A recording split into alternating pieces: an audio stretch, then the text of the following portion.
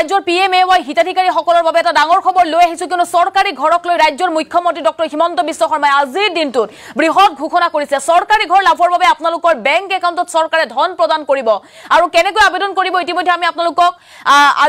আপোনালোকক সবিশেষ জনাম কিয়নো ৰাজ্যৰ মুখ্যমন্ত্ৰী ডক্টৰ হিমন্ত বিশ্ব শৰ্মা ইতিমধ্যে জনাইছে যে যিসকলে পূৰ্বে চৰকাৰী ঘৰ লাভ কৰিছিল তেওঁলোকে যদি জিঅ'টেক লাভ কৰা নাই তেতিয়া হলে এইবাৰ তেওঁলোকক জিঅ'টেক প্ৰদান কৰা হ'ব আৰু আনফালে যিসকল লোকে চৰকাৰী ঘৰ লাভ কৰা নাছিল হে লোকসকলৰ বেংক একাউণ্টত প্ৰদান কৰা হ'ব ধন আমি জনাইছো ডাঙৰ খবৰ আজিৰ দিনটো ৰাজ্যৰ মুখ্যমন্ত্ৰী ডক্টৰ হিমন্ত বিশ্ব শৰ্মাই চৰকাৰী ঘৰক লৈ বৃহৎ ঘোষণা কৰিছে চৰকাৰী গৃহ নিৰ্মাণৰ বাবে একাউণ্টত ধন প্ৰদান কৰা হ'ব ৰাজ্যৰ লাখ লাখ লোকক PMAY গৃহ নোপোৱাসকলৰ বাবে মুহূৰ্তত ডাঙৰ খবৰ চৰকাৰে শীঘ্ৰে প্ৰদান কৰিব চৰকাৰী বাসগৃহৰ ধন প্ৰায় 2 লাখ লোকে গৃহ নিৰ্মাণৰ বাবে বেংক একাউণ্টত পোনপটীয়াকৈ চৰকাৰৰ ধন লাভ কৰিব আৰু ৰাজ্যত CMAY শীঘ্ৰে আৰম্ভ হ'ব আবেদন কৰিবলৈ ৰেশন কাৰ্ড আধাৰ কাৰ্ডৰ তথ্য আপোনালোকে দিব লাগিব বেংকৰ পাছবুক পান কাৰ্ডৰ সবিশেষ আপোনালোকে দিব লাগিব ইয়াৰ লগতে 3 পৰা 6 লাখ টকা বাৰ্ষিক উপাৰ্জন কৰা ব্যক্তিয়ে আবেদন কৰিব পাৰিব আৰু আয়ৰ প্ৰমাণপত্ৰ আপোনালোকে জমা দিব লাগিব অনলাইনৰ মাধ্যমেৰে যেটো আপোনালোকে আবেদন কৰিব লাগিব প্ৰকি গৃহ নথকা লোকে লাভ কৰিব চৰকাৰী গৃহ অনলাইনৰ মাধ্যমেৰে হিতাধিকাৰী আবেদন কৰিব পাৰিব মুহূৰ্তত আমি ডাঙৰ খবৰ জনাই আছো চৰকাৰী গৃহক লৈ আজিৰ দিনটোত মুখ্যমন্ত্ৰী ডক্টৰ হিমন্ত বিশ্ব শৰ্মাই বৃহৎ ঘোষণা কৰিছে যিসকল লোকে ৰাজ্যৰ চৰকাৰী ঘৰ লাভ কৰা নাই তেওঁলোকৰ বাবে ডাঙৰ খবৰ কিয়নো তেওঁলোকে চৰকাৰে তেওঁলোকক ঘৰ প্ৰদান কৰিব আৰু পূৰ্বতে যিসকল লোকে ঘৰ লাভ কৰিছিল যদি তেওঁলোকে টেগ লাভ কৰা নাই জিঅ'টেক যদি তেওঁলোকে লাভ কৰা নাই তেওঁলোকক এইবাৰ জিঅ'টেক ৰাজ্য চৰকাৰে প্ৰদান কৰিব গতিকে PMAY হিতাধিকাৰীসকলৰ বাবে ডাঙৰ খবৰ এইবাৰ নতুনকৈ ৰাজ্য CMAY অধীনত আপোনালোকে ঘৰ লাভ কৰিব আৰু নতুনকৈ যেটো লাখ লাখ লোকক PMAY অধীনত চৰকাৰী ঘৰ প্ৰদান কৰিব আজিৰ দিনটোত মুখ্যমন্ত্ৰী ডক্টৰ হিমন্ত বিশ্ব শৰ্মাই ৰাজ্যবাসীৰ বাবে এক বৃহৎ ঘোষণা কৰিছে বেংক একাউণ্টত চৰকাৰে যেটো ঘৰ নিৰ্মাণৰ বাবে আপোনালোকক ধন প্ৰদান কৰি আহিছে আৰু এইবাৰৰ হিতাধিকাৰীসকলক চৰকাৰে বেংক একাউণ্টত ধন প্ৰদান কৰিব আবেদন কৰিবলৈ PMAY.mis.gov.in ৱেবছাইটত গৈ আবেদন কৰিব পাৰিব আবেদন কৰিবলৈ আধাৰ কাৰ্ড পান কাৰ্ড বেংকৰ পাছবুক লাগিব আয়ৰ প্ৰমাণপত্ৰ জাতিগত প্ৰমাণপত্ৰ ৰেশন কাৰ্ড মোবাইল নম্বৰ লাগিব পাছপোৰ্ট আকাৰৰ ফটো লাগিব তাৰ পাছতেই প্ৰায় 2 লাখ লোকে এইবাৰ চৰকাৰী ঘৰ লাভ কৰিব মধ্যবিত্ত শ্ৰেণীৰ লোকেও যেটো আঁচনিৰ সুবিধা লাভ কৰিব আৰু আপোনাক ৰেশন কাৰ্ড লাগিব আধাৰ কাৰ্ড খুবেই জৰুৰী অনলাইনৰ মাধ্যমেৰে আপোনালোকে এই তথ্যসমূহৰ সবিশেষ আপোনালোকে দিব পাৰিব আবেদনকাৰী ভাৰতীয় নাগৰিক হ'ব লাগিব নিজৰ নামত ঘৰ থাকিব নালাগিব কোনো চৰকাৰী ঘৰত চাকৰিয়াল থাকিব নালাগিব পকি ঘৰ আপোনাৰ থাকিব নালাগিব আপুনি দৰিদ্ৰ হ'ব লাগিব যেটো দৰিদ্ৰ লোকক চৰকাৰে ঘৰ প্ৰদান কৰি আহিছে তৎসত্ত্বেও ৰাজ্যৰ বহু হাজাৰ হাজাৰ লোকে চৰকাৰী গৃহ লাভ কৰা নাই বহু দৰিদ্ৰ লোক চৰকাৰী গৃহৰ তালিকাৰ পৰা বঞ্চিত হৈছে এই লোকসকলৰ বাবে আজিৰ দিনটোত মুখ্যমন্ত্ৰী ডক্টৰ হিমন্ত বিশ্ব শৰ্মাই বৃহৎ ঘোষণা কৰিছে চৰকাৰী গৃহ নিৰ্মাণৰ বাবে বেংক একাউণ্টত আপোনালোকে ধন লাভ কৰিব আৰু কোনে কোনে ধন লাভ কৰিব ইতিমধ্যে ৰাজ্যৰ মুখ্যমন্ত্ৰী ডক্টৰ হিমন্ত বিশ্ব শৰ্মাই জনাই আহিছে দৰিদ্ৰ লোকসকলৰ বেংক একাউণ্টত চৰকাৰে পোনপটীয়াকৈ ধন প্ৰদান কৰিব গতিকে আপুনি যেতিয়া আবেদন কৰিব বেংক একাউণ্টৰ সবিশেষ তথ্য আপোনালোকে শুদ্ধকৈ দিব লাগিব যদি একাউণ্ট নম্বৰ IFSC নম্বৰ যদি আপুনি ভুলকৈ দিয়ে তেতিয়া হলে কিন্তু ধন আপোনাৰ নামত নাযাব অন্য কোনোবালে গুছি যাব গতিকে বেংক একাউণ্টৰ সবিশেষ তথ্য ভালদৰে দিবলৈ ৰাজ্যৰ মুখ্যমন্ত্ৰী ডক্টৰ হিমন্ত বিশ্ব শৰ্মাই আহ্বান জনাইছে আৰু লগতে যিসকল লোকে বাদ পৰি গৈছে পূৰ্বতে যিসকল লোকে বঞ্চিত হৈছে বা যিসকল লোকে এতিয়ালৈকে চৰকাৰী ঘৰ লাভ কৰা নাই তেওঁলোকক চৰকাৰে ঘৰ প্ৰদান কৰিব যেহেতু প্ৰায় 2 লাখ লোকে ৰাজ্যত PMAY ঘৰ লাভ কৰিব আৰু আপোনালোকে আবেদন কৰিব লাগিব আবেদন কৰিবলৈ আপোনালোকৰ আধাৰ কাৰ্ড পান কাৰ্ড জাতিগত প্ৰমাণপত্ৰ আয়ৰ প্ৰমাণপত্ৰ দিব লাগিব 2 পৰা যেটো 3 পৰা 6 লাখ টকা আয়ৰ ব্যক্তিয়ে আবেদন কৰিব পাৰিব বাৰ্ষিক আয় 3 পৰা 6 লাখ টকা আপোনালোকৰ হ'ব লাগিব আৰু যেহেতু ৰাজ্যত বহু হিতাধিকাৰী বাদ পৰি গৈছে বহু লোকে এতিয়াও চৰকাৰী পকি ঘৰ লাভ কৰা নাই হে লোকসকলৰ বাবে আজি কি কৈছিল মুখ্যমন্ত্ৰী ডক্টৰ হিমন্ত বিশ্ব শৰ্মাই হে মন্তব্য আগবঢ়াইছে পকি নলা PMAY ঘৰত যিসকলে জিঅ'টেক যোৱাবাৰ হোৱা নাছিল তেওঁলোকক ইলেকশ্যনৰ পিছত আমি আৰু এবাৰ জিঅ'টেগিঙৰ সুবিধা দিম কাৰণ মুখ্যমন্ত্ৰীৰ আৱাস যোজনাও আৰম্ভ হ'ব প্ৰধানমন্ত্ৰীৰ আৱাস যোজনাও আৰম্ভ হ'ব আমাৰ সুন্দৰভাৱে দুখীয়া লোকসকলে ঘৰো পাব কংগ্ৰেছৰ দিনত পাৰ চৰাই থাকিবৰ পৰা অংগনবাদী কেন্দ্ৰ বনিছিল আজিকালি ধুনীয়া অংগনবাদী কেন্দ্ৰ চৰকাৰে বনাই আছে আপোনালোকে দেখা পাইছে গাঁৱত যেনেকে প্ৰধানমন্ত্ৰীৰ ঘৰ হয় শিলাপথাৰ টাউনতো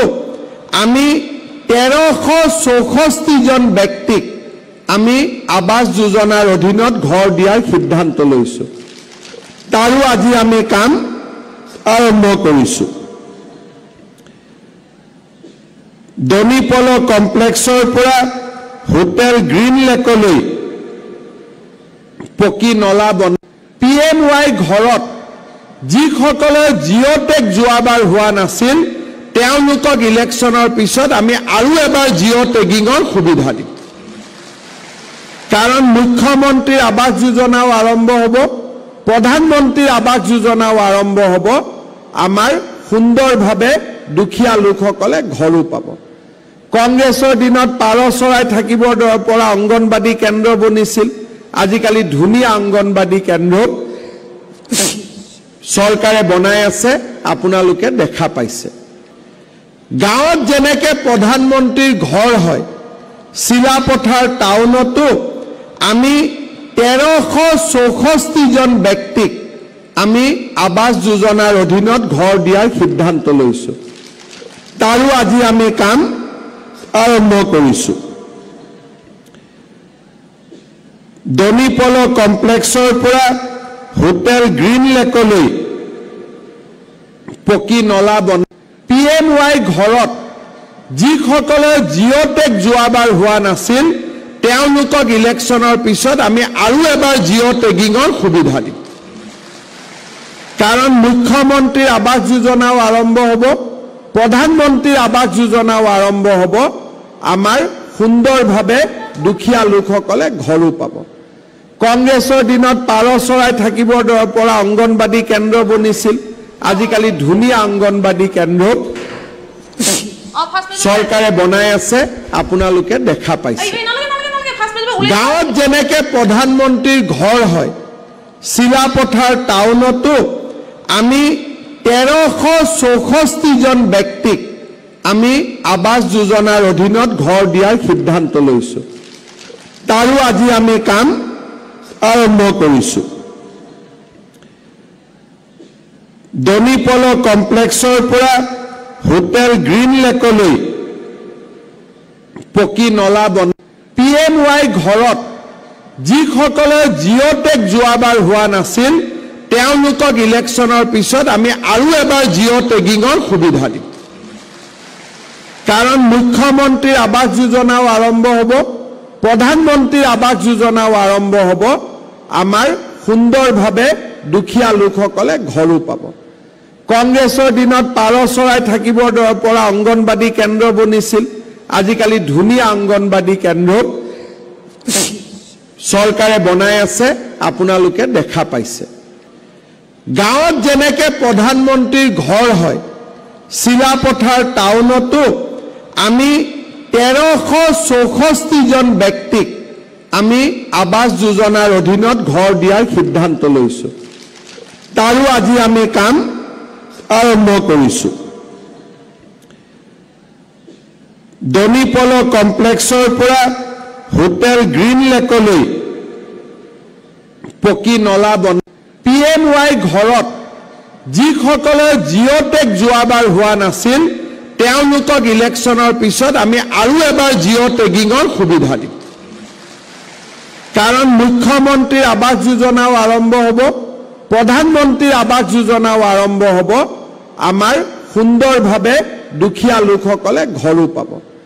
কংগ্ৰেছৰ দিনত পাৰ চৰাই থাকিবৰ পৰা অংগনবাদী কেন্দ্ৰ বনিছিল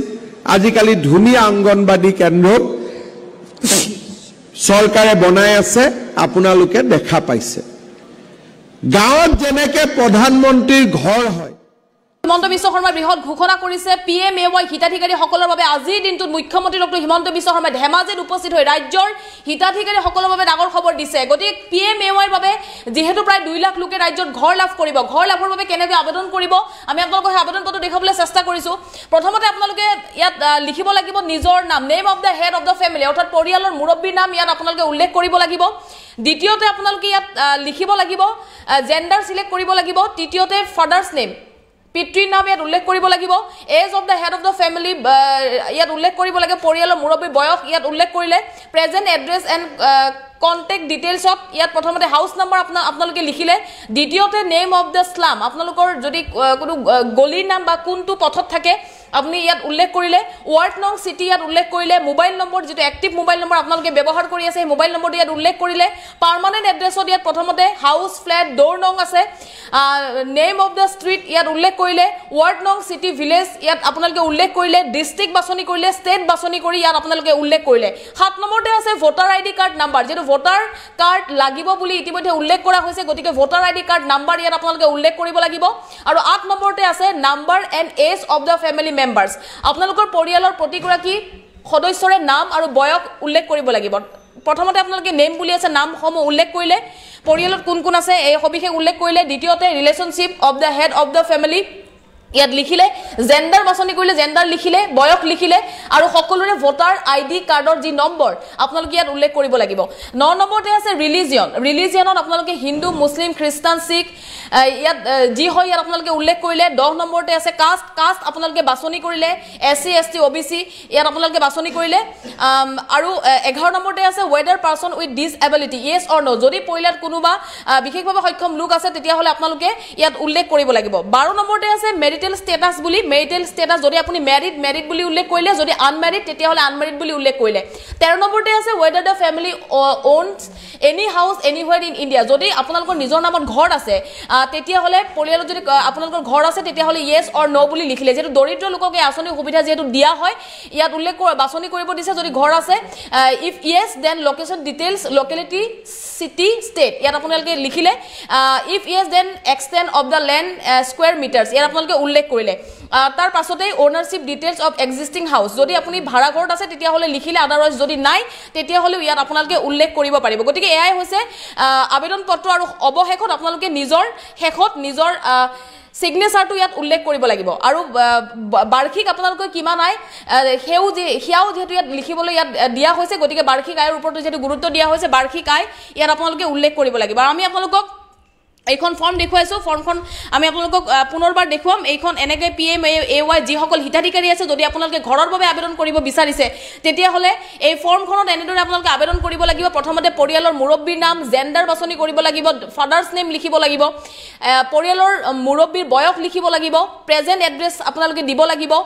পাৰ্মানেন্ট এড্ৰেছ দিব লাগিব ওনাৰশিপ ডিটেইলছ অফ এক্সিস্টিং হাউস ইয়াত আপোনালোকে লিখিব লাগিব টাইপ অফ হাউস বেসড ইয়াত আপোনালোকে উল্লেখ কৰিলে ভোটাৰ আইডি কাৰ্ড নাম্বাৰ ইয়াত আপোনালোকে লিখিলে পৰিয়ালৰ সকলো সদস্যৰ ডিটেইলছ আপোনালোকে লিখিব লাগিব আপোনালোকে ৰিলিজন বাছনি কৰিব লাগিব বেংক ডিটেইলছ দিব লাগিব যেটো বেংক একাউণ্টত চৰকাৰে পোনপটীয়াকৈ গৃহ নিৰ্মাণৰ বাবে ধন প্ৰদান কৰে গতিকে বেংক ডিটেইলছ দিয়াটো খুবেই জৰুৰী বেংক ডিটেইলছ আপোনালোকে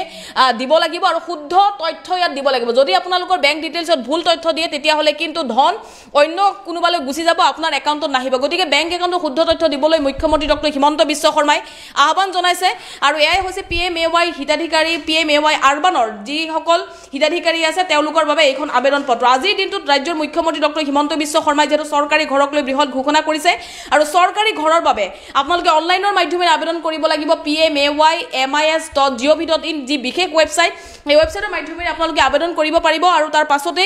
প্ৰায় 2 লাখ লোকক এইবাৰ চৰকাৰে ঘৰ প্ৰদান কৰিব PMAY যি সকল লোকে পূৰ্বতে ঘৰ লাভ কৰিছিল আৰু তেওঁলোকে যদি জিঅ'টেক লাভ কৰা নাই তেতিয়া হলে মুখ্যমন্ত্ৰী গৰাকী জনাইছে যে যি সকল লোকে জিঅ'টেক লাভ কৰা নাই সেই লোকসকলে এইবাৰ জিঅ'টেক লাভ কৰিব গতিকে এই মুহূৰ্তত চৰকাৰী ঘৰ লাভ নকৰা লোকসকলৰ বাবে ডাঙৰ খবৰ কিয়নো বহু লোক যোগ্য হোৱাৰ পাছতো এই তালিকাৰ পৰা বঞ্চিত হৈছে ৰাজ্যত এনে বহু লোক আছে হাজাৰ হাজাৰ লোক আছে যি সকল লোকে চৰকাৰী পকী ঘৰ লাভ কৰা নাই সেই লোকসকলৰ বাবে আজিৰ দিনটোত মুখ্যমন্ত্ৰী ডক্টৰ হিমন্ত বিশ্ব শৰ্মাই বৃহৎ ঘোষণা কৰিছে আৰু আপোনালোকে অনলাইনৰ মাধ্যমেৰে এনেদৰে এইখন আবেদন পত্ৰ অনলাইনৰ মাধ্যমেৰে আপোনালোকে সবিশেষ দিব লাগিব যিসমূহ নথিপত্ৰ বিচৰা হৈছে দিব লাগিব জাতিগত প্ৰমাণপত্ৰ আয়ৰ প্ৰমাণপত্ৰ বাৰ্ষিক 3 পৰা 6 লাখ টকা আয়ৰ ব্যক্তি আবেদন কৰিব পাৰিব পৰিয়ালৰ মুৰব্বীৰ ডিটেইলছ দিব লাগিব পৰিয়ালৰ প্ৰতিগৰাকী সদস্যৰ ডিটেইলছ আপোনালোকে দিব লাগিব ভোটাৰ আইডি ডিটেইলছৰ লগতে আপোনালোকে নাম বয়স সকলো লিখিব লাগিব আৰু আবেদন পত্ৰ শুদ্ধ হলে পৰৱৰ্তী সময়ত ৰাজ্য চৰকাৰৰ তৰফৰ পৰা হিতাধিকাৰী তালিকা প্ৰকাশ কৰা হ'ব আৰু সেই হিতাধিকাৰী তালিকাত কোনে কোনে ঘৰ লাভ কৰিব অনলাইনৰ মাধ্যমেৰে আপোনালোকে চাব পাৰিব হিতাধিকাৰী তালিকা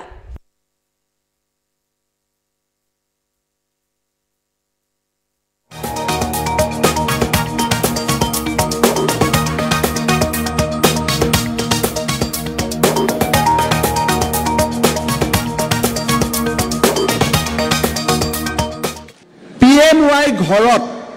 যিসকলৰ জিঅ' টেগ যোৱাবাৰ হোৱা নাছিল